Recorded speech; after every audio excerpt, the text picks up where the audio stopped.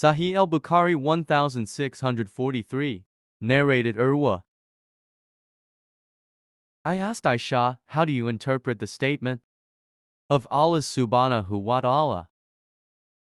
Verily, the mountains is Safa and Al-Marwa are among the symbols of Allah subhanahu wa ta'ala, and whoever performs the Hajj to the Kaaba or performs Umrah, it is not harmful for him to perform tawaf between them. Safa and Marwa, 2:158. By Allah subhanahu wa ta'ala. It is evident from this revelation, there is no harm if one does not perform tawaf between Safa and Marwa. Aisha said, "Oh, my nephew, your interpretation is not true. Had this interpretation of yours been correct, the statement of Allah subhanahu wa ta'ala should have been, it is not harmful for him if he does not perform tawaf between them."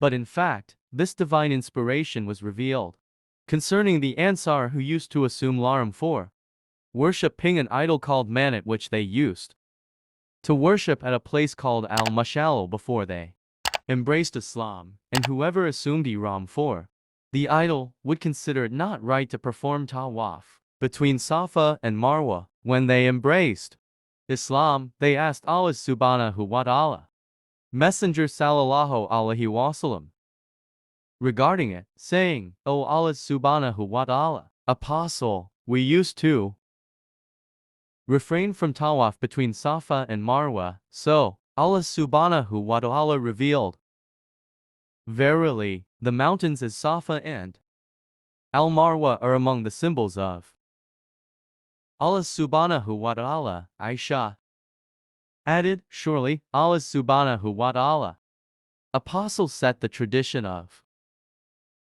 tawaf between Safa and Marwa, so nobody is allowed to omit the tawaf between them. Later on, Urwa told Abu Bakr bin Abdur Rahman of Aisha's narration, and he said, I have not heard of such information, but I heard learned men saying that all the people, except those whom Aisha mentioned, and who used to assume Laram for the sake of Manat, used to perform tawaf between Safa and Marwa. When Allah subhanahu wa ta'ala referred to the tawaf of the Kaaba and did not mention Safa and Marwa in the Quran, the people asked, O Allah subhanahu wa ta'ala, Messenger sallallahu alaihi wasallam, we used to perform tawaf between Safa and Marwa, and Allah subhanahu wa ta'ala has revealed the verses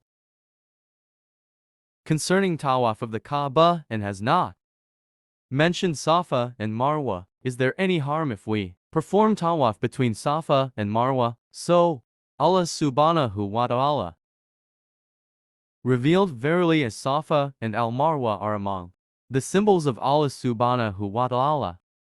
Abu Bakr said, it seems that this verse was revealed concerning the two groups, those who used to refrain from tawaf between Safa and Marwa in the pre-Islamic period of ignorance, and those who used to perform the tawaf then, and after embracing Islam they refrained from the tawaf between them, as Allah subhanahu wa ta'ala had enjoined tawaf of the